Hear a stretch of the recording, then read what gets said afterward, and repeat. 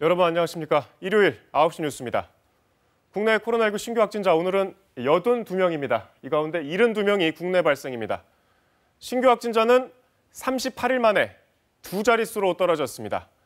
집단 감염 사례가 잇따르는 수도권에서 확진자 수가 어제에 비해 크게 줄었기 때문입니다.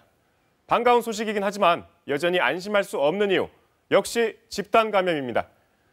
서울 강남구 대우 디오빌 관련해 14명이 구로구 건축설명회에서 8명이 양성 판정을 받았습니다.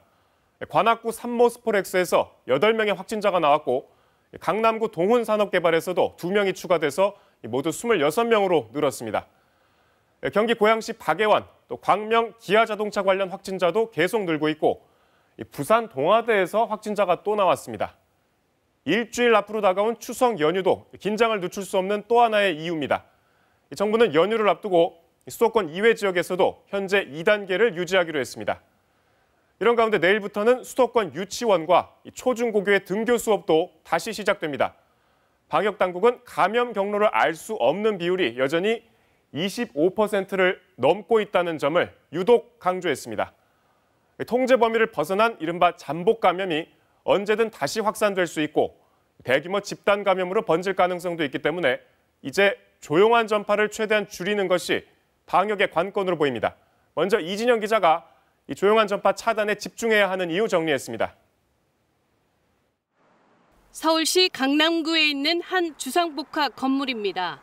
방문 판매와 비트코인 업체들이 입주해 있는 이 건물에서 코로나19 확진자가 14명 발생했습니다.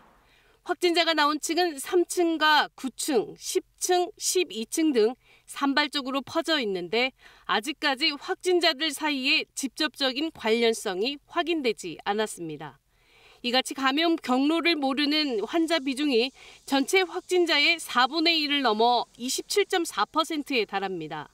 최고치를 기록한 어제보다는 소폭 하락했지만 이번 달 중순을 기점으로 꾸준히 상승하는 추세입니다. 지난주의 경우 감염 경로를 조사 중인 사례의 비율이 20%대이며 방역당국이 파악하지 못한 지역사회의 잠복 감염이 상존할 가능성이 큰 상황입니다. 전문가들은 충분한 역학조사가 진행된 뒤에도 감염 경로가 확인되지 않은 환자가 많다면 유행이 지속될 수 있다는 신호라고 말합니다. 방역망 안에 있지 않은 숨어있는 환자들이 조용한 전파를 불러일으키고 대규모 집단 감염도 발생할 수 있어 안심할 수 없다는 이야기입니다. 이런 환자가 많다는 건 결국 사회 어디에서든 내가 모르는 사이에 감염이 될 수 있다는 거고 인지돼 있는 환자, 동선이 공개되어 있는 곳만이 위험한 곳이 아니다. 방역당국은 감염 경로 미확인 비율을 5% 미만으로 유지하는 것을 목표로 하고 있습니다. 방역당국은 감염 경로를 알 수 없는 확진자가 좀처럼 줄지 않아 언제 어디에서든 감염에 노출될 수 있는 상황이라며 특히 개인 방역에 각별히 주의해 줄 것을 요청했습니다.